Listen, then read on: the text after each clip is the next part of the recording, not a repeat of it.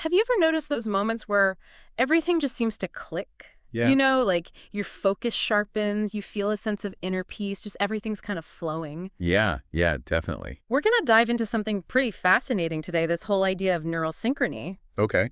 Basically how our brain waves can align and how this might be like the key to unlocking our consciousness and even our overall well-being. I like it. I like it. Yeah. Yeah. So we'll be using the synchronized resonance model, the SRM. Have you worked with that A before? little bit, yeah. It's a fascinating framework. I think it's a really good way to understand how all this kind of works together. Okay, cool. So just to kind of break it down for listeners who may be new to it, think of it like a central dot Hmm. representing high neural synchrony, a state where your brain activity is all in harmony. Right. And then this dot is linked by radii to a wider circle of different brain states and all the things that are happening around you. Mm. So our mission today is to really see how this SRM helps us understand our brain's coherence, Okay. like how all the different parts work together and what things can influence this synchronization, drawing from neuroscience, physics, even psychology. Very cool. Yeah, let's do it. All right, so let's start with the neuroscience, the brain stuff.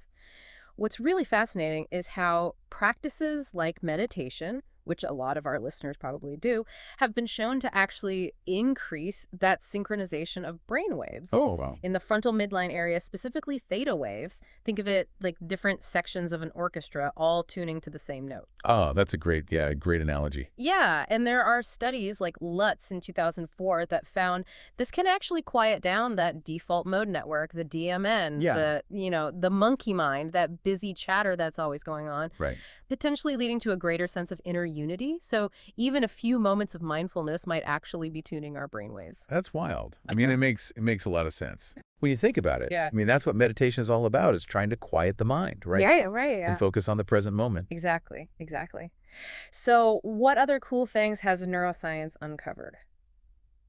Well, fasting is it's an interesting area of research. Okay, yeah. Um, Matt Brosen, back in 2014, had some interesting findings about how when we fast, our brains produce more brain-derived neurotrophic factor, BDNF. BDNF. Yeah, BDNF, it's like, think of it as fertilizer for your brain. Okay. It strengthens connections and makes it easier for different parts of your brain to communicate with each other. Oh, wow.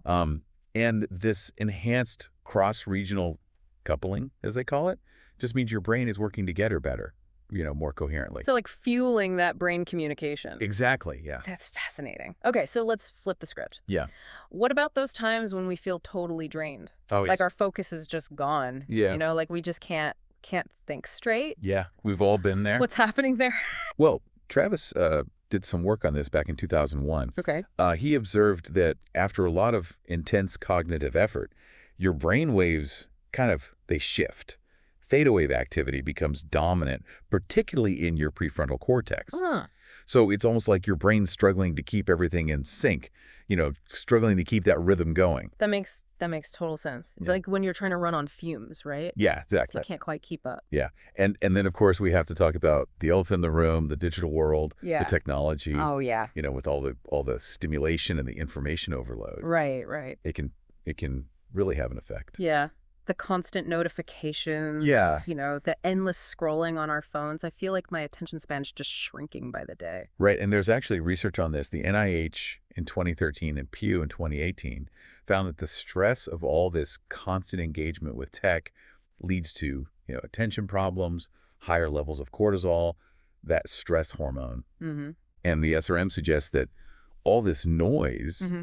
can disrupt those delicate neural oscillations that we've been talking about. Right. Makes it harder for different parts of your brain to stay in sync. So it's almost like we're shrinking that central dot, that we were talking about earlier. Yeah, yeah. So, okay.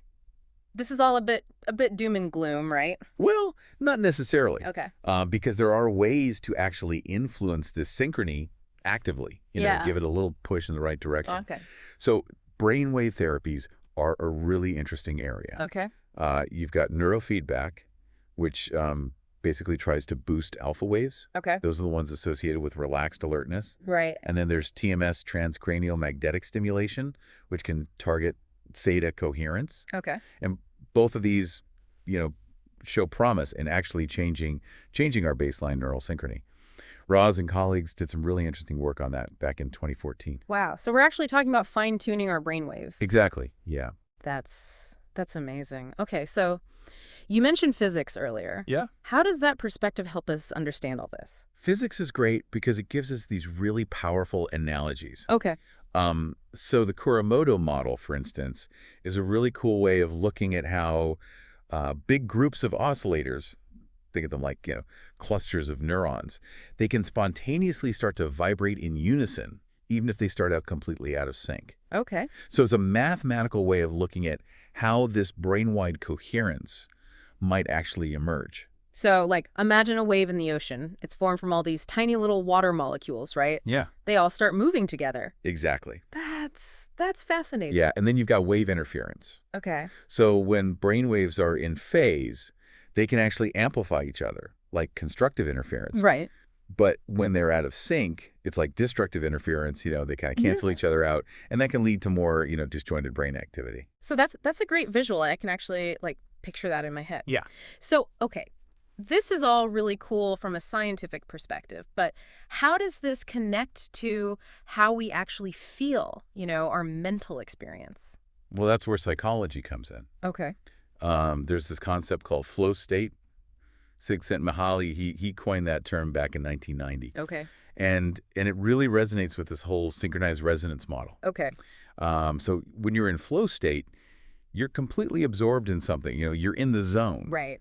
And your brain activity tends to become very synchronized, which kind of reflects that effortless focus. Like when you're just totally immersed in something. Exactly. Yeah. So, okay. This is all starting to come together. So practices like meditation, fasting, these can help align those neural oscillations, get us closer to that flow state. That's the idea.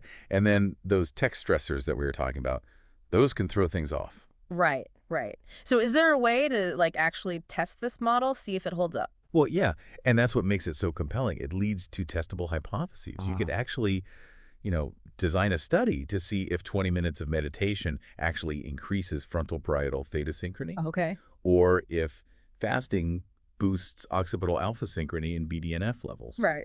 Or you could even look at the negative side. Does 2 hours of screen time reduce prefrontal theta synchrony and increase cortisol levels? Wow. Okay. So are there any areas where we need to be careful, where the science is still developing? That's a great question.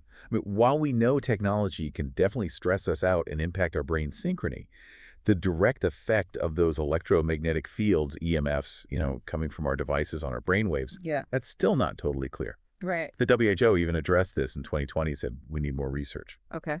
And then this whole idea of subjective unity, that feeling of a unified self, which is central to the SRM, we could benefit from even clearer ways to define and measure that. Yeah, that makes sense. That makes sense. So to sum it all up, it sounds like this synchronized resonance model is suggesting that this coordination of our brainwaves, it's really fundamental to how we feel, even our sense of self. Yeah. And the synchrony, this harmony, is being constantly influenced by everything that's happening around us and inside of us. It's kind of beautiful when you think about it. It's this constant dance between our brains and the world around us. Yeah, and it gives us a framework to start understanding how to optimize that dance, right? Exactly. And that's what's so exciting. It opens up so many possibilities for research, for therapies, even just for how we live our lives day to day. This has been an amazing, amazing deep dive. So listeners, as we wrap up, we'd love for you to consider this, thinking about how all these activities and technologies might be influencing your own brain's synchrony. What small experiment could you try this week Yeah, I love that. to maybe enhance your focus, your well-being? Maybe it's a few minutes of focused breathing or being a little more mindful about that screen time. Yeah, maybe even just like taking a walk in nature, Yeah. get away from all the noise. Exactly. So think about how you can better balance that inner dot, that coherence with the diverse circle of your daily life. A beautiful way to think about it. Yeah. I like that a lot. Awesome. Well, thanks for joining us on this deep dive. It's been a pleasure. We'll see you next time. See ya.